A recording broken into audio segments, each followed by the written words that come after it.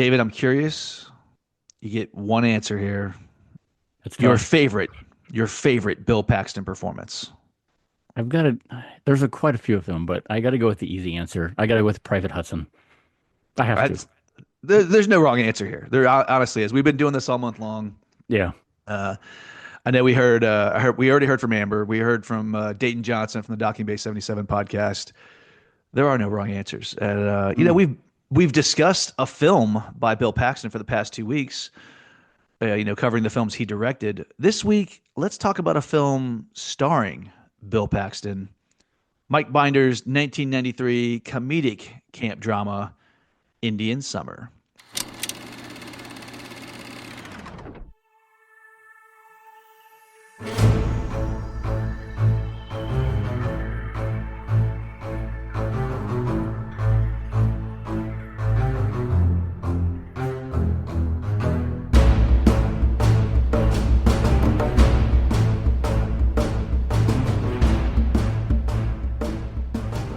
Hello, I'm Jeff Johnson, I'm David Burns.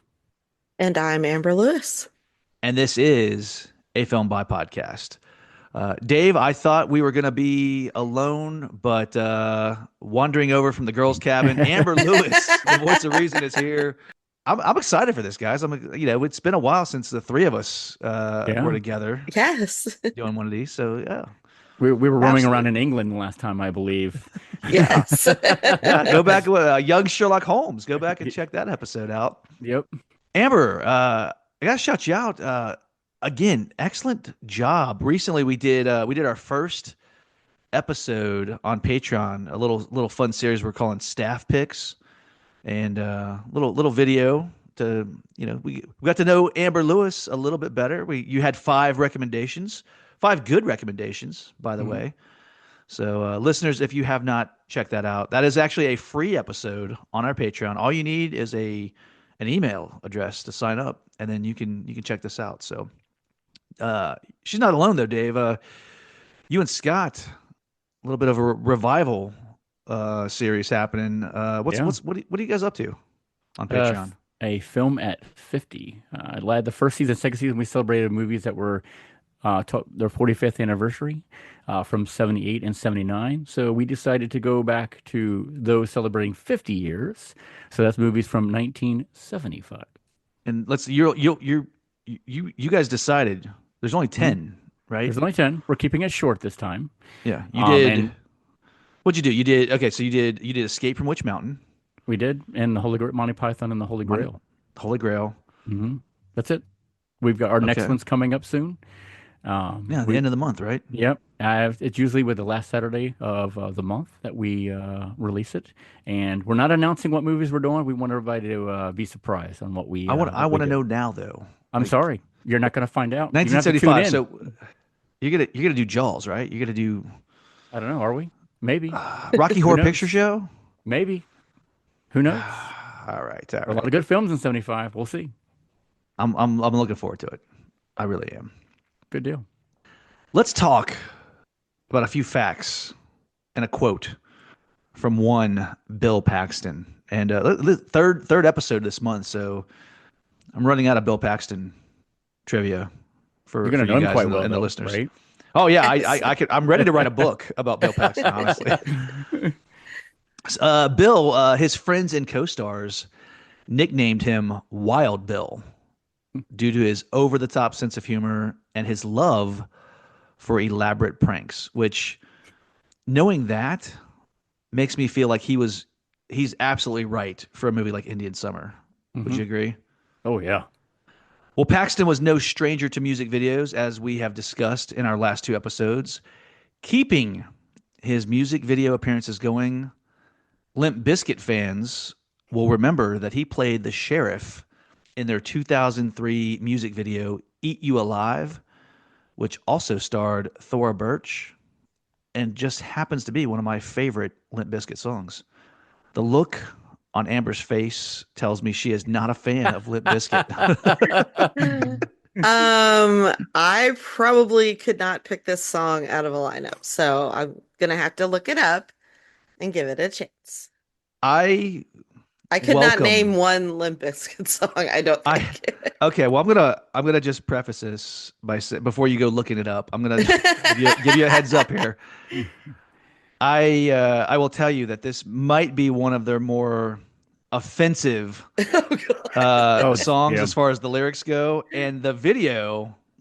I don't know how I don't know if you'll care for this much, Amber. But I would definitely look forward to hearing your thoughts on it. I have Um, a feeling I'll be texting you in all caps later. yeah, It's yeah, coming. it's coming. Yeah, Thora Birch stars in the video, and Bill Paxton playing the sheriff. So very cool. Can we talk for a second though about the Bill Paxton roles we almost had? Sure. There's a lot of them, but I'm just going to focus on a few. They would include the lead role of Robert Langdon in the Da Vinci Code. He actually turned this down for you remember that Showtime series he did called Big Love? Yes. He turns down Da Vinci Code, which means Tom Hanks gets it, and in turn, Tom Hanks ends up executive producing Big Love. So, Yeah. how's Well, that for there you go. They a both friendly win. swap? Yeah, Yeah. everyone wins. I think that was an appropriate choice. Yeah, I agree. Dr. Ian Malcolm in Jurassic Park. He was up for this, Ooh, that might have been fun, right? It's hard not to see Jeff Goldblum in it, right? It but is. but it's a win-win because Goldblum gets Jurassic Park in '93, so Paxton does Indian Summer. So I'm happy about that. The lead in Darkman. So Oh no. he auditions for this. He's feeling pretty good about it. Calls up his close friend Liam Neeson to tell him about the audition. Neeson goes after it, gets it. This kind of pisses Bill Paxton off, and they don't talk for months. So be I mean, that's careful, I kind of guess. harsh. That is That's a kind of little harsh. harsh. That's Yeah. low, man. Wow. Come on, Neeson. Do better, right? But Yeah. we just Okay. talked about it over on Docking Bay, and that movie slaps. So It does. I It can't say absolutely that does. it didn't turn out the way it was supposed to. Yeah. Lastly, following Weird Science, John Hughes asks him to play the garage attendant in Ferris Bueller's Day Off. Paxton tells him no because he thinks the role is too small. And he later admitted regretting that decision because it was the last time John Hughes ever offered him a role. Hmm. He's right though. I mean, the garage attendant that steals the car, it's a funny role, but it's Yeah, small. but he It's still wasn't like really anybody then. No. So, yeah, yeah. I mean, he wasn't big, but and he's that's a very building an impressive body, right? I mean, but it's a Well, very and memorable scene too from Ferris Bueller. So I yeah. mean, if it even if he is. was in it, you would know he was in it. Well, Well, So and I told you I couldn't watch him forever because of Weird Science. So I could have used a palate cleanser to scrub my eyeballs. abusive brother, but you're like, hey, a car thief that's taking Right? a Like that joyride. was Yeah. funny. Him I would like. Speaking about romantic roles, Paxton had this to say: "My biggest disappointment is not getting to do the romantic roles I always dreamed of. But I've had a pretty good career, and you know what? We're grist for the mill out here, and if I quit doing this, there's 10 guys ready to take my place." Amber, question for you, because I'm thinking about Bill Paxton, and given that quote, there isn't a lot of Bill Paxton romantic roles out there. And you could even argue maybe Indian Summer's one of the few. Why is that? Is he, I think because he's always like a very big character, yeah. and the male lead in a rom-com is usually an everyman. Okay. So you can project onto him. Um, and he doesn't fit, in that box. So what you do is you end up falling in love with this huge character that he's created, like in Twister. He's adorable. You want them to end up Yeah. together. That is a rom-com with, tornadoes. The I'm feel never good looking at rom this film com of the again. summer with tornadoes. They Okay. go through like marriage counseling on that hill and everything. Like, Amber, I don't want to get off topic here, but if you're running away with one Bill Paxton, are you running away with with the extreme from Twister? Are you running away Oh with yeah. Simon from True Lies? I don't know. Are you- I love Simon so much. yeah, But he's a he's total like, asshole. Like yeah, you know, he's like nothing without his lies. So yeah, I would definitely choose Bill the Extreme. okay. No, you don't He's a want to have good like guy. a you don't have like a you know hit a foreign world with Hudson maybe have a good time with Hudson. Okay. Hmm. No, he's a pain in the ass. That Ah, is. I'd unsung be hero of smacking him aliens. like, pull yourself together, dude. Oh man.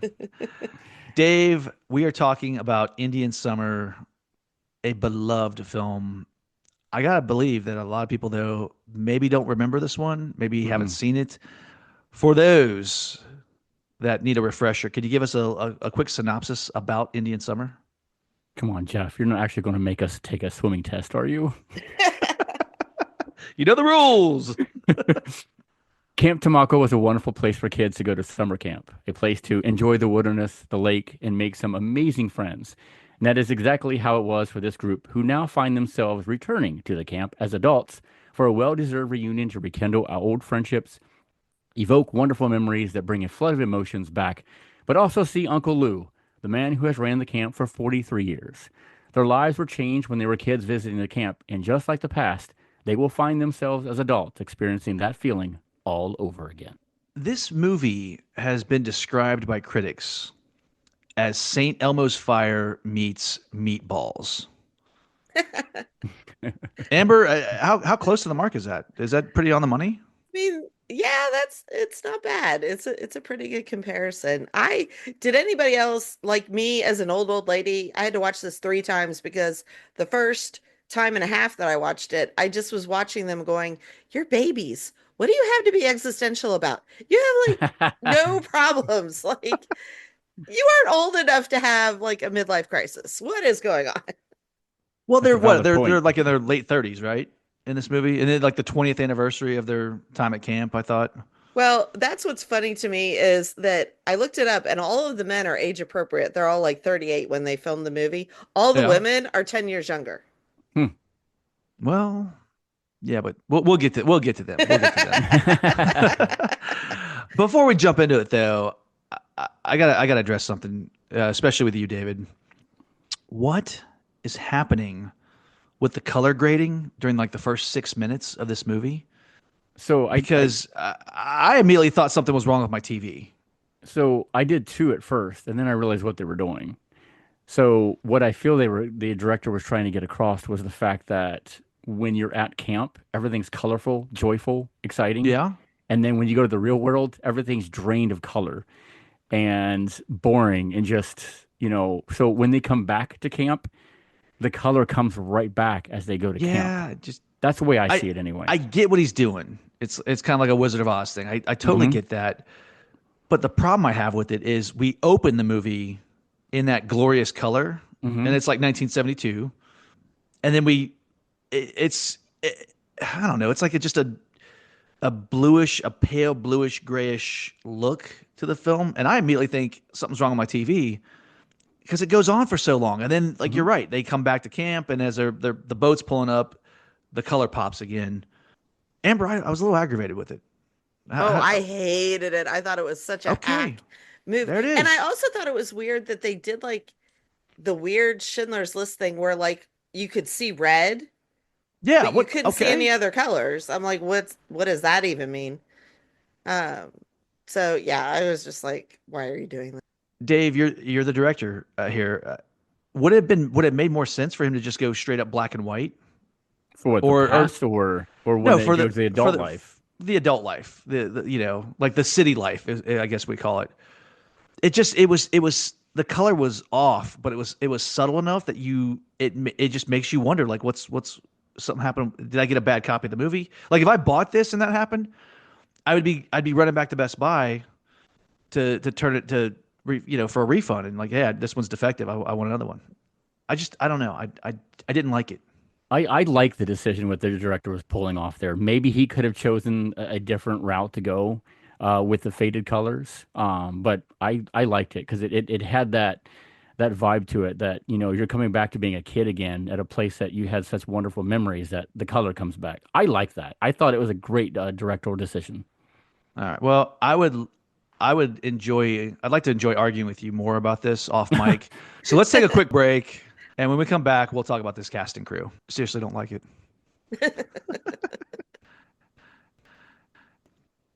Welcome back. We are discussing a film starring Bill Paxton, 1993's Indian Summer. So here's the thing.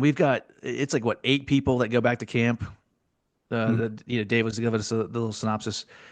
I really don't want to get in the weeds with this entire cast. There's 3 people I really want to talk about, but I do want to be fair and shout everyone out. So if you have anyone that you really want to talk about, just jump in here. But let's start off with Bill Paxton. He's playing Jack Belston. Mm-hmm. I immediately am happy seeing him for 2 reasons. 1, because he's Bill Paxton. And 2, is it me or does he look like Roddy Piper in They Live? That head of hair, I'm telling you. He's got the hair. He's got the exact same leather jacket. He's got that drifter look. You just assume that, hey, this is, if Roddy Piper just stopped working out for a couple months, he looks like Bill Paxton in Indian Summer.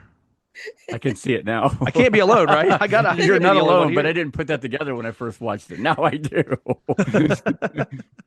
Amber, what'd you think of Bill Paxton in this movie? Is this one of his better performances? I mean, I just thought he was adorable. I really liked his character. I liked his interaction with Alan Arkin. I thought they were really good together. And I liked him being kind of, it's what he plays, like that kind of outlier guy. He's lovable in this, though. He really is. To be honest, of all the characters that we have in this, all the connections we have in this, him and Uncle Lou's relationship was the best of the whole movie. Yes. It really was. Oh, okay. I'm glad we're all on the same page here. Their greeting to me was like everything. Yeah. Yeah. Yeah. Mhm. So, like I said, I don't want to talk about everyone in the cast in detail, but this is a movie between Bill Paxton and Alan Arkin, as far as I'm concerned. It's Jack Absolutely. and Uncle Lou. It's their story. Mm-hmm. But he's just a lovable schlub in this. And even when he's just getting beat down by Diane Lane, your heart's breaking for him, but at the same time you're kind of laughing because she's like, "I'm not attracted to you. I don't find you. You're not a good-looking guy." He's like, "Yeah, okay, sure. I'll just stay over here." Why'd you try and kiss me? I don't know. It's just you're like, dude, am I reading too much into it? I felt like there was a whole thing because he got kicked out. Mm-hmm. Like Mhm. he's the only one as an adult that's like a schlub. Like he doesn't have the greatest job. He's kind of itinerant and Hey, That's like true. his You're life right. took a curve. Mm-hmm. you're right. He's the only one that didn't end up successful Yeah. in life. But in the end, he is. But in the end, he is. Yes. Yeah, he wins. Yes. Which is what you're onto something there, because when he gets kicked out of camp, it's like his life just becomes shambles. Mhm. But when he comes back to the camp and fixes what he did wrong, everything gets corrected. So I like that. I didn't think Holy- about that, Amber. Good catch. Holy shit! Did you just make me see the movie in a whole new light? Yeah, and she like love did. it more. I think she did. Yeah. This epiphany brought to you by the voice of reason, Amber Lewis. Let's talk about Alan Arkin. He's playing Unca Lou Handler, and he's actually playing the real guy. The actual He founder is. of Camp Tamaqua was Lou Handler. He's actually Mhm. wearing some of the real Lou's clothes in this movie. I love Alan Arkin in everything. Dave, tell me about Uncle Lou. Well, he does such a wonderful job as Uncle Lou. You got to love him. I mean, he's got a passion for this place, and he wants to keep it going, but realizes that not a lot of kids are coming anymore, and it's pretty much this is it. Which is another reason why he's brought everybody back for this reunion. This is it. He's not going to do it anymore. He's closing the camp, but he is just the guy that you just love to be around. A guy that runs a camp like that, you want to hang out with him and be a part of that. At least in my opinion. Hmm. Granted, there's a little bit of history with him that we learn We're in gonna get this. to it. Oh, yeah, and you're kind of like, "Ooh, really, Uncle Lou? That's where we're going with this." But he We're, does apologize for that later on in the end. we'll get to So that scene, but it makes him a human being, right? it He's fallible, does. right? He is, yeah. Because we love Uncle Lou, Hmm. but like anybody, there's people have history. They have things they've got mistakes they've made and that they've tried Hmm. to rectify. And I'll tell you one thing I really love about Alan Arkin in this movie, Amber. He is walking such an amazingly fine line between father figure and like old friend, best friend, right? Because he was the father figure to him when they were 10 and 12, and now he's, they're adults, so he can share a different side of his personality, his life, but Hmm. he's still Uncle Lou. Aren't you loving the what he's doing here? Well, yes, and I love that it never falls into that like gruff, grumpy old man, like why would this guy be running a camp kind Hmm. of character. He is always, you can tell he loves being around kids and giving them this summer camp experience and teaching them things and guiding them, and he sees the importance of what that experience is and what he can bring to it. So I just loved that character that wasn't just, growly and Hmm. grumpy and Hmm. And it wasn't over the top. It was perfect. yes, No, yes, yeah, he exactly. was. Yeah. I believed him. I believed Hmm. he like. Hmm. I know it's Alan Arkin I'm looking at, but I believe that he's actually Lou Handler. Yeah. Yeah, yeah. One other person I really want to talk about a little more in detail here because it's such a fun performance. I know where you're going with this. Sam Raimi, Yep. Oh one of God. our favorite directors, is playing Lou's assistant, Stick Coder. I spent the whole first watch going, is that Sam Raimi? No. Well, He's good so friends with the director, isn't he? he's a Like, childhood friend of Mike Binder's. yeah. So the question I have for you guys, and granted, we love Sam Raimi. We've covered him. We did a simple plan in our first season. Dave, you and I have met him. He is Hmm. a delightful Great man. He guy. is so Hmm. friendly, great guy to talk with. But my question to you is, did we miss out on Sam Raimi being a comedic talent throughout the 90s and beyond? I. Because he's doing like this Carl Spackler Caddyshack thing, Hmm. but he's also like blending a little bit of Buster Keaton, because it's like a silent performance, Yep. and he is absolutely hilarious with his physical comedy. Like I kind of feel like we're missing out on that this aspect of Sam Raimi, Dave. There's also times I felt like he was John Ritter from Three's Company. Oh The way gosh, the way Oh, yes. he that's was so good. the way he was performing some of the scenes, especially the scenes where he was dropping the luggage in the water and he was Oh trying to god. get the boat and he was trying to get the luggage. I swore that was John Ritter. It just what it felt like to me. That's the vibe I got. Amber, I'm going to ask you if you if we got more of Sam Raimi, the comedic genius in movies over the last 30 years, but it meant that we lose half of his filmography as a Oh director. no. Is it worth Uh-uh. it? No? No. Okay. Okay. I'm No. just I'm just throwing it out there. But I I think think it that's would have Dave, been true. yeah, yeah. funny as like a drop-in cameo to all his movies. Like Bruce Campbell always shows up. Hmm. Like Well, he could be exactly. doing some doofus thing in the background. That would have been funny. I definitely because I saw that we all saw this when it first came out, but on this revisit, I'm asking myself that same question, like, how come we didn't get Sam Raimi doing fun cameos in his own movies? Because we You see know, that, with directors. Jeff, I hope we get another opportunity to meet Sam because I'd forgotten about his performance in this until I Hmm. rewatched it for this podcast. I really would like to ask him about his character Stick, I just to think he Yeah, see. would love to be asked about this movie. I think I it think would so make too. he would be so excited. Yeah, absolutely. Because he gets nothing but Spider-Man questions for oh crying gosh, out yeah. Right? loud. Yeah. If you asked him, and I wish I had known to ask him this because when we were in that question and Oh, that that he was panel doing, we the did. panel, everybody was asking him Spider-Man. I would love to ask him about Stick. God, I wish I would ever remember that.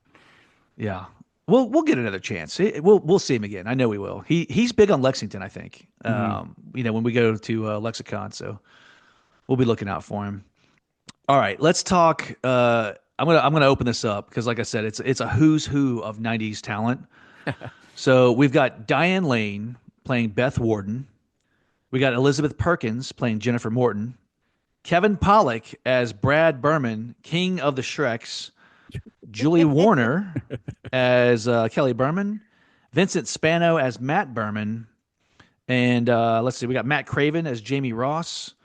Dave, no stranger to camp. He played a CIT in the 1979 Bill Murray classic Meatballs, did he not? Meatballs, he sure Yeah. did. Yeah. Yep. Shout out to a film at 45. You guys covered Meatballs in your second season, I We think. absolutely did. Yep. Yeah, listeners, go back and check that one out. That was the first episode of yours that I listened to How because about I love that that? movie so much. It's a great movie. Yeah. Dave, you and Scott did such a great job. Amber continued to listen to the show and joined the cast here. She's joined the team. So hats off to you. Listeners, that's just how good the Meatballs episode is. Go back and check that out. We've got the young and adorable Kimberly Williams playing Gwen Doherty. This was like a year or two after her feature film debut in Father of the Bride. So listen, again, there's a lot of talent here. Anyone you guys specifically want to talk about, like as far as the performances go? Well, don't forget Diane Lane had a second character in this. Oh yeah, and she playing like Mhm. two or three She played people. Claire Everett, the older woman when they were talking about that yeah, cabin. Yeah, I yeah, just thought that the was creepy interesting cabin. that they did that.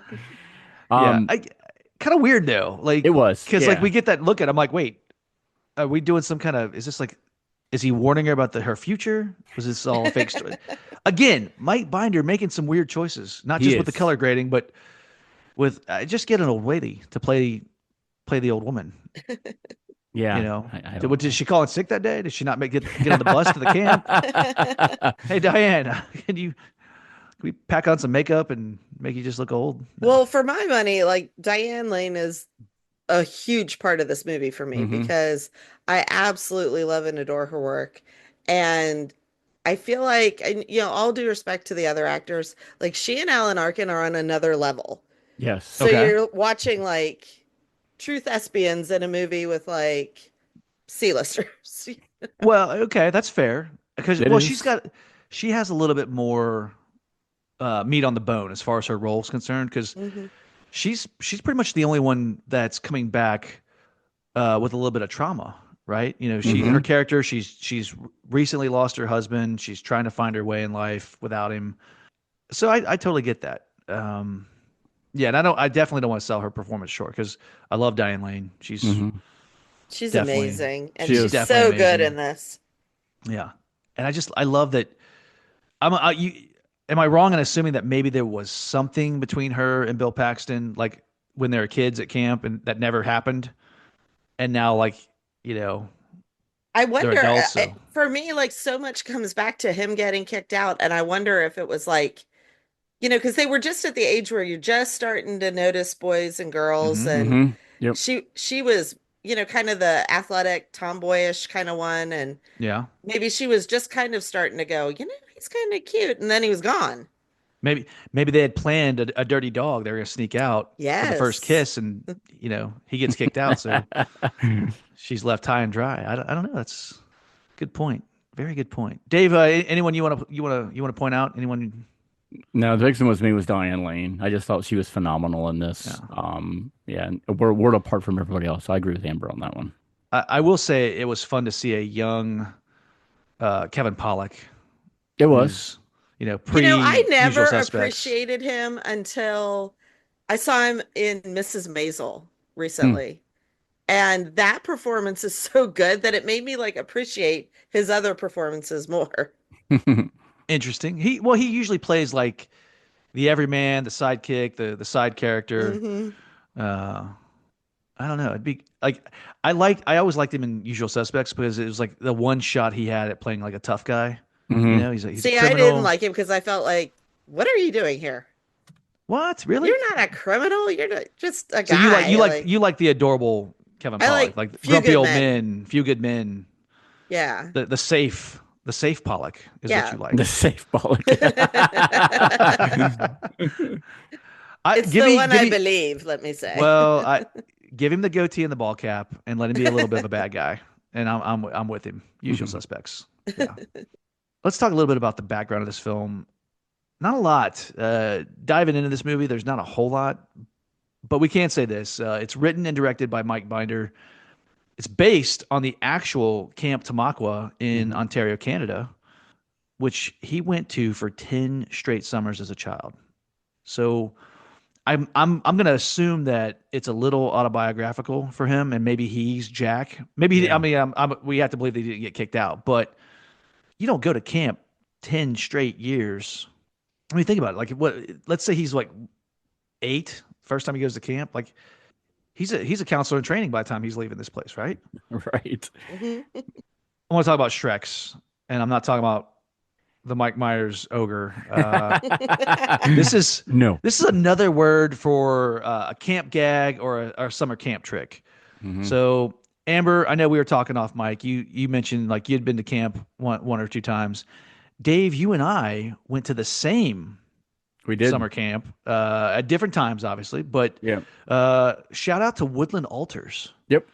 which I wonder if it's still running. I wonder if there's like an Uncle Lou there that's still keeping it going. I know it's still there, but I don't know what if it's running or not for a Where kid. is that? Is that in Ohio? Yeah, it's in It's in Ohio. Ohio, yeah, It's yeah. out. It's Is it Adams County? County, I believe, is where it's Yeah. at. Shout out to the Adams County listeners, if we have any. I went No, so to Camp Camel Guard in Hamilton. Camp Camel Guard. So Yeah. let's talk Shreks. Amber, let's start with you. Any were you the one pulling the Shreks, or were you the one being Shreked? Do you remember any specific Shreks? Well, I didn't go all summer. I did like a couple overnights here and there. And I Yeah. do remember I am not a practical joke person. I hate them and despise them. But I'm also, as a kid, I was a follower. So all the girls got together and we stole the boys' shoes and tied them in a tree. Nice. And were you So caught? no. Were you?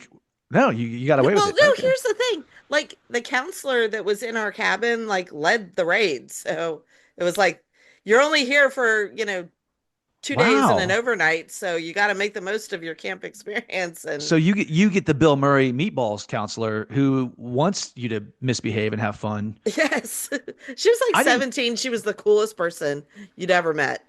And she took all of us 12-year-olds out to raid the boys' shoes. Okay, Dave, Camp Woodland Altars. Any Shreks that you can think of that you either saw or participated in? So one of them I was on the wrong end of a Shrek. Uh-oh. Oh Yeah. The no. He's the Kevin the Pollock. the classic shaving cream in the hand when you're trying to Yep. sleep. Oh Yes. And yeah, you you get get the itch. the Yeah. tickle of the nose, you smack your face. Yeah, I was on the wrong end of that one as a kid. Oh, Now, Jeff, I'm curious, since we both went to the same camp, I wonder if they did the same things to you as they did to us. So they kind of did a group Shrek where they blindfolded you. Did they blindfold you? I remember a blindfold. Yeah, yeah, yeah. And Tell they tell the like story. they like handed around food items, but you didn't know they were food. Yep. They were telling you it was like body parts, like organs Yes. and stuff Oh like that. no. And it was like the most disgusting thing in the world, but it really wasn't because it was like spaghetti. It was Yeah. simple things from food, but you couldn't see what it was. All you could do was feel it.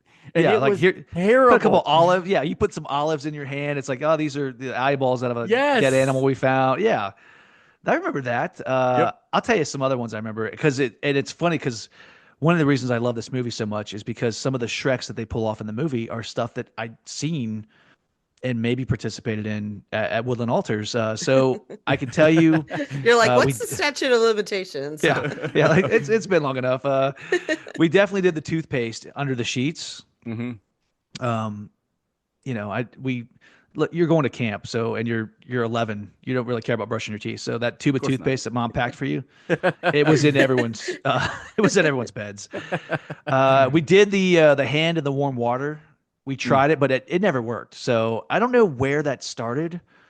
Like where who came up with that first to think like, oh, you put their hand in warm water and it makes them It's pee probably the like the bed. oldest urban legend Mm. story that older brothers pass to younger brothers. It's got to be something. And then I will tell you, there was a raid, a night raid on the girls' cabin, and we got caught. and we got in trouble. Now, Dave, I don't know if you remember punishments. So the punishment that me and several others received, we had a choice. We could either have KP duty for the next 2 days, or you remember that big room, Dave, like when you first got to camp, that giant meeting room. Yeah. Okay, so the other option was you could go stand in that room by yourself in the dark. You had to count from 1 to 1,000. And when you got to 1,000, you could go back to bed. There is no way I would clean toilets for the rest of my life. We all took the stand in the dark by yourself, count to 1,000. Yeah. I have another question for you, Jeff. I wonder if they did Yeah. this to your group too. Do you remember going out in the forest at middle of the night as a The group? night hike? The night hike? The And night hike then was awesome. They would stop you, and then they would go way further down the trail. Yep. And then you have to walk by yourself in pitch black in the forest until you found them. Amber, think about it, we're 10 years old, and this is an absolute Friday the 13th scenario. Yes, Oh my And it was to build, I get it though. It was to build I confidence. couldn't make it from the campfire to the cabin because they told us a scary story at the campfire, and I was we got like those having a too. heart attack. Yeah, the night hike was fun though, because like you're was. freaking out because like you're watching everyone, and you're like, and all you're seeing is like the group just gets smaller and smaller because you're left behind, and like there's like a counselor going, okay, now it's your turn, and it was terrifying, but it was also awesome. It was. Mhm. I was terrified. I remember it to this day. I was freaking terrified. Yeah, you had to go over the Strawberry Bridge. Wasn't that what it was called? Yes. There was like strawberry patches Yep. there. Yep. Yeah. Very, very scary, but very awesome. Let's go back. Let's. I would love that. Love it. Got to look into the Woodland Order. There should be an adult camp. Like you should be able to go to camp as an adult, like this movie. I don't know why that doesn't exist. Someone needs to make that happen, though. I agree. All right. Let's talk about noteworthy scenes and maybe the pivotal moment. What we think is the pivotal moment. So, we've been talking about sneaking out, otherwise known as the dirty dog. The dirty dog. They're just having fun. I loved clearly like the one scene they're all high because like who is it? Is it Julie Warner that just cannot get away from that tub of peanut butter? Yes. Or is it Elizabeth She had Perkins? like I can't remember a which one it was. huge spoon. She's got like the Gosh. spatula, and she's just going at it, talking about their favorite moments from camp and Lou. But love that moment. We talked about Amber. You're talking about scary stories around the campfire. Lou's campfire poem, "The Cremation of Sam McGee," by Robert Service. I love that scene. It's such a fun. Like they got the firelight licking his face, and it you just assume that he's going to tell the legend of Jason Voorhees right there, but it's this creepy, super creepy poem about a kid. Something getting about it cremated. being a poem makes it scarier. It does. Yeah, well, the way he just his voice is Alan Arkin's voice is perfect, pitch perfect here because it's the sing song thing he does Yes. as he's rhyming it makes it scary, and I don't know why that is, but it definitely does. I want to talk about. I'm gonna go ahead and say it. I think this is the pivotal moment. Dave, you alluded to it. The reveal of why Jack was kicked out of camp. Yeah. We learn a secret about Lou, and it's all about sending this boy Sam Grover home. Mm-hmm. First time you see this movie, you just love Uncle Lou. This scene breaks your heart. It almost seems out of character, but then you do realize after you learn, he talks about it later on. You get all your explanations and stuff like that. So then it kind of makes sense. But at first I was like, wow, this seems like out of character for Uncle Lou, but then it doesn't. I don't know. I mean, he does do it. He's wrong, but he does it with a bit of grace. Like he gives the He guy does. money and Yeah. he pays him his salary and everything. It's not like he just is like, too bad for you. See you later. Get back on the bus. Amber, is this just good? Is this good writing though? Where we get this reveal. This is why I got kicked out because I found out that Lou sends this kid home. He did this counselor in training shows up. We're hearing Bill Paxton relate the story, so we don't have all the details. But Right. the first time the first time you're watching this movie, you feel a sense of betrayal Mm-hmm. with Uncle Lou. Well, it puts you in Bill Paxton's position, especially as, an 11, 12-year-old kid they have a very innate, very strong, very black and white sense of right and wrong. Yeah. Hmm.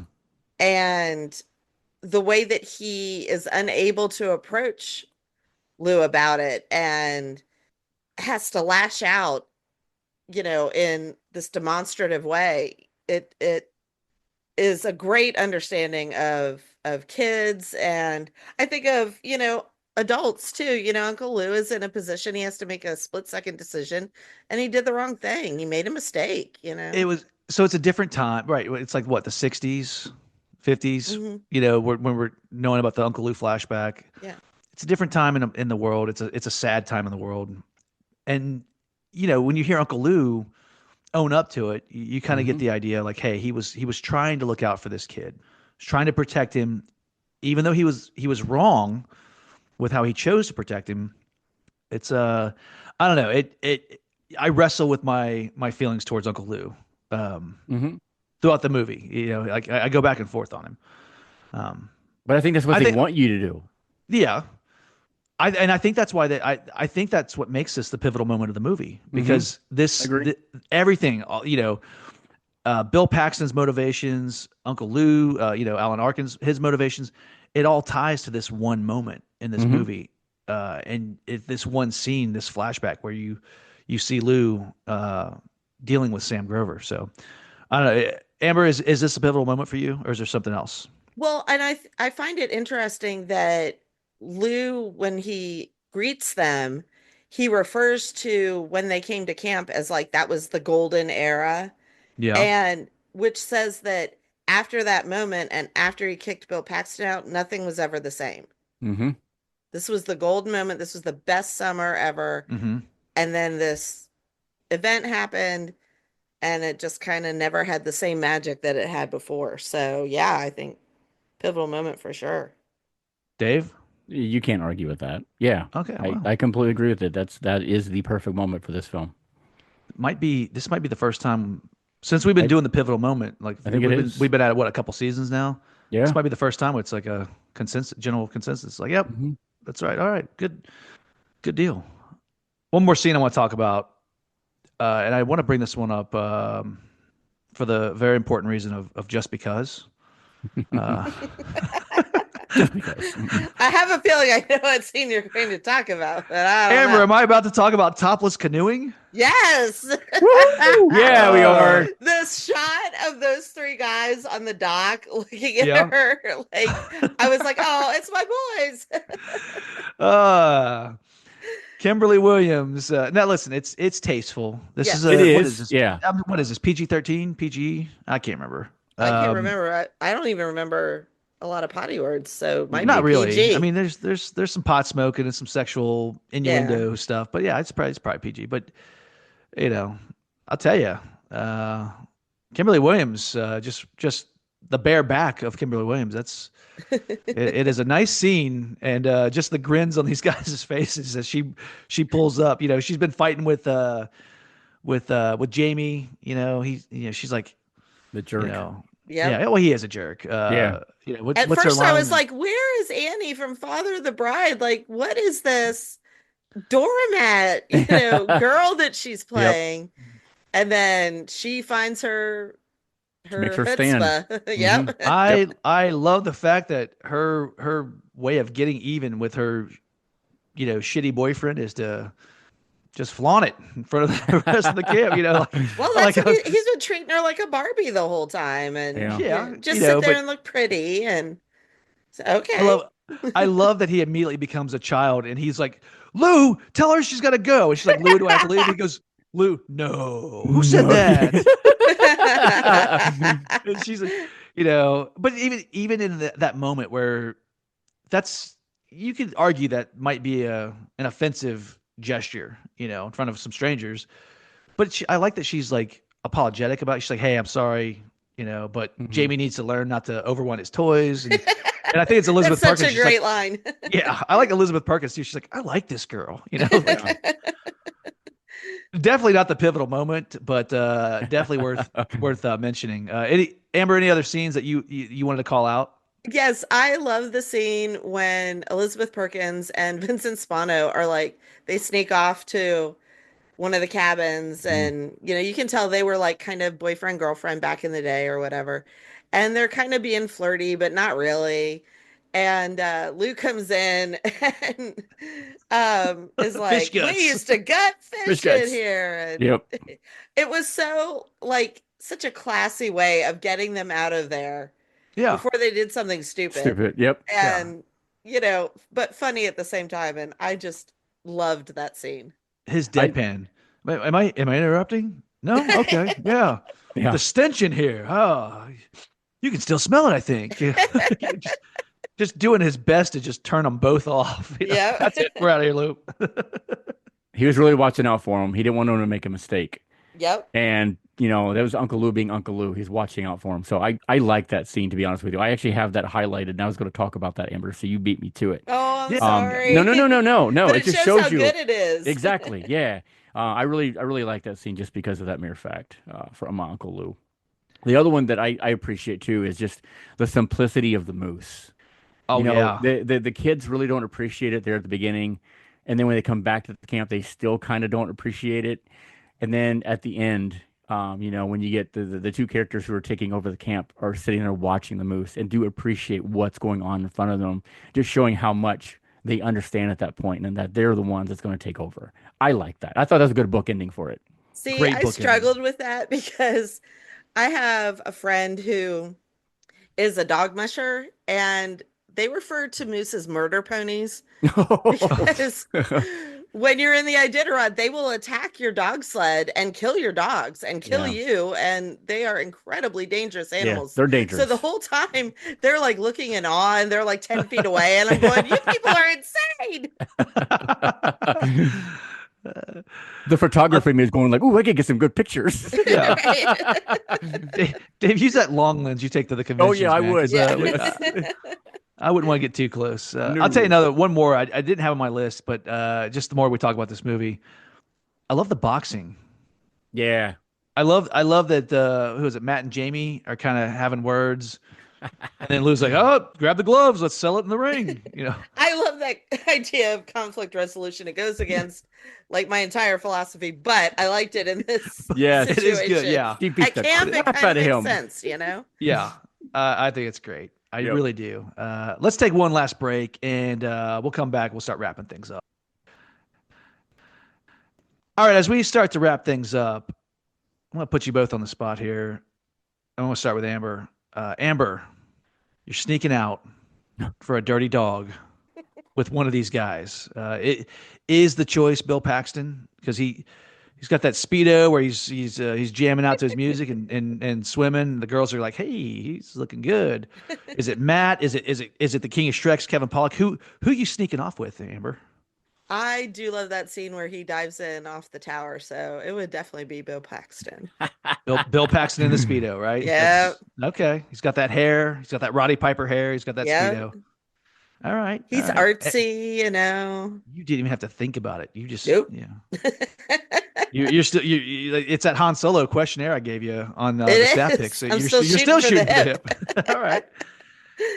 Dave, same question, only the decision is much more difficult because It is. we're talking about Elizabeth Perkins, Yeah. and this is around the time she did Big, and she Mhm. is definitely a smoke show. Diane Lane, who started life as a smoke show back with like The Outsiders, and Mhm. continues to be a Still smoke still is show. a smoke show. Yeah, I know. Yeah, like when we're old and gray, she will also still be a smoke show. Yep. I might have just tipped my hand on who I'm picking here. Julie Warner. This is Doc Hollywood era Julie Warner. Mm-hmm. And then again, topless canoeing Kimberly Williams. Dave, who are you sneaking off with for a dirty dog? Without question, it's got to be Beth. Come on.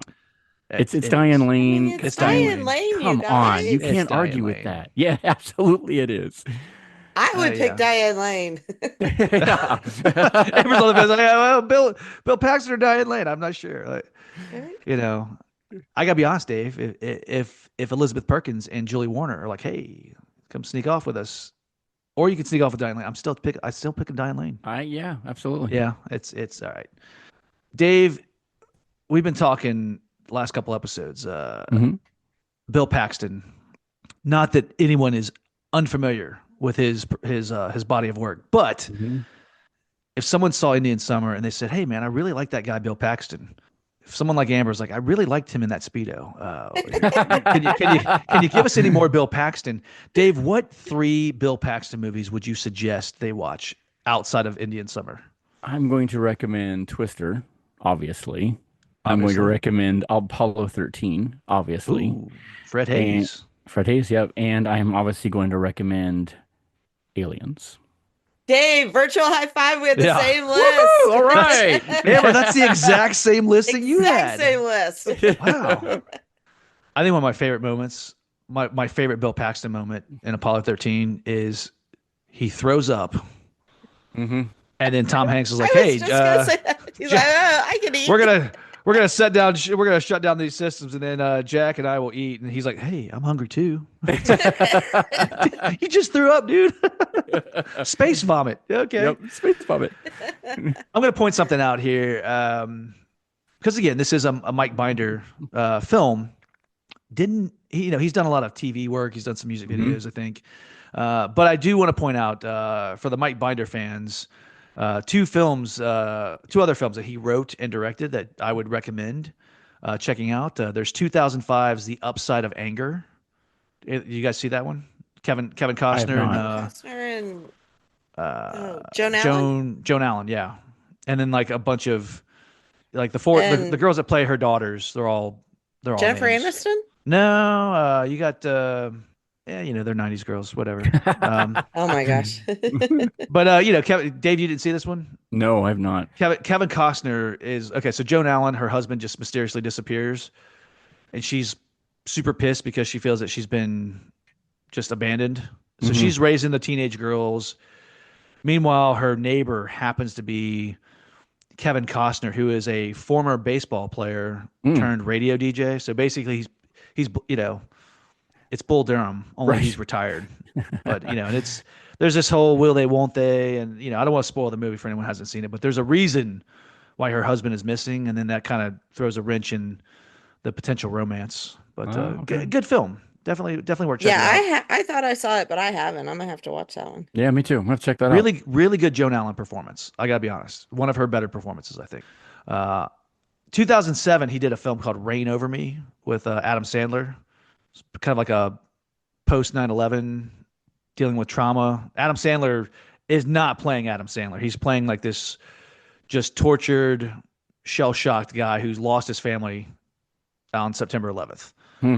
And really good performances in it. I'd recommend those 2 movies if you like Mike Binder's direction. Definitely check those 2 out. Amber, your recommendation? Where'd you watch Indian Summer? I rented it on Prime. Okay, me too. Me too. 2 times they got 2 money out of me.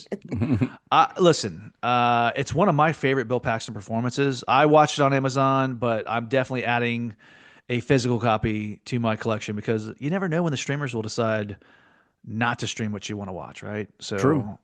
I think this belongs on the shelf, right? Yeah, Dave? I think so.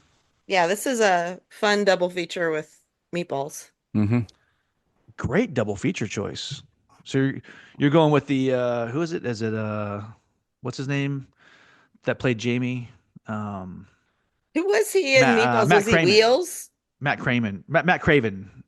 Double Yeah. features. Was he Wheels? Dave, I can't remember. I feel don't like- remember. Counselor Well, now I Training? gotta look it up. I think he was Yeah. Wheels. I always think of him in Crimson Tide.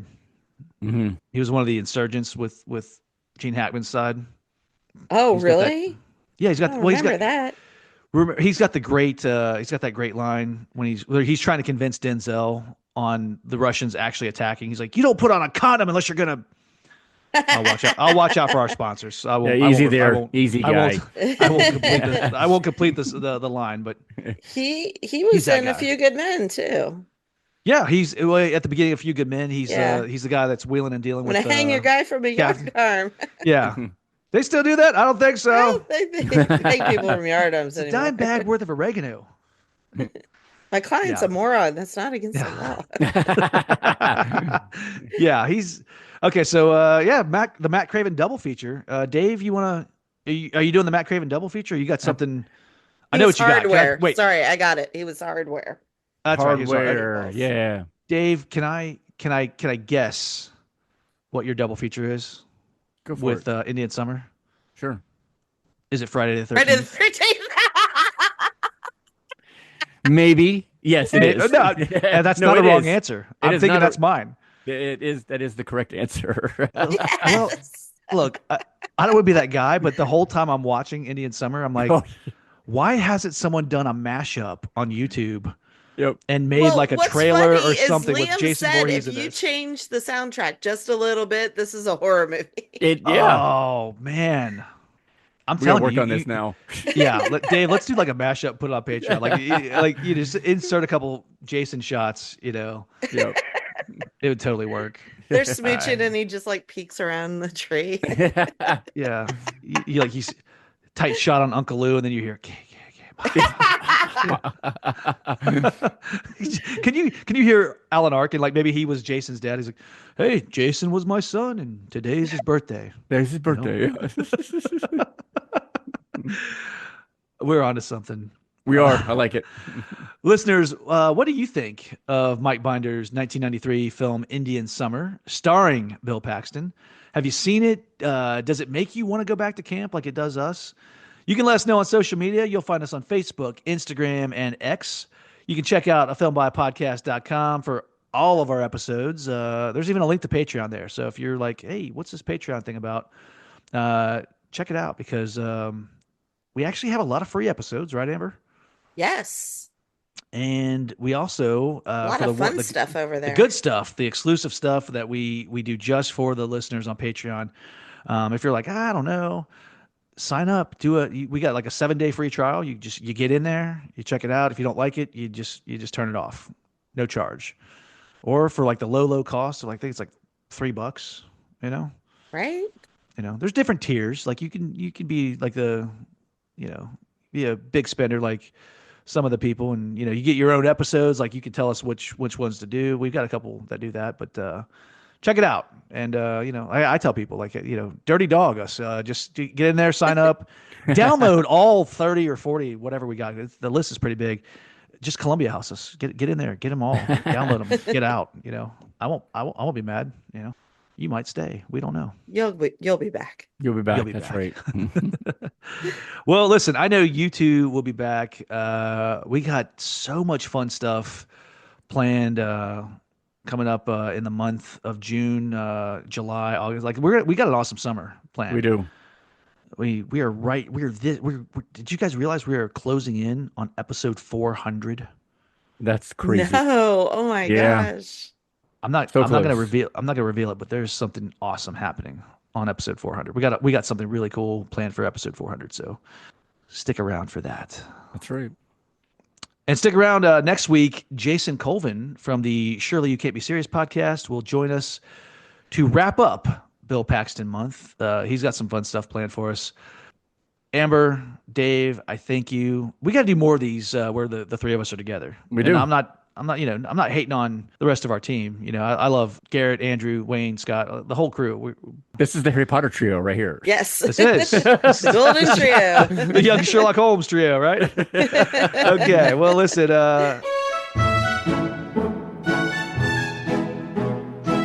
Thank you guys, and to all of you listening to the show, following us on social media, subscribing to our Patreon, taking the free Patreon, and then downloading everything and getting right back out. We thank you. We thank you.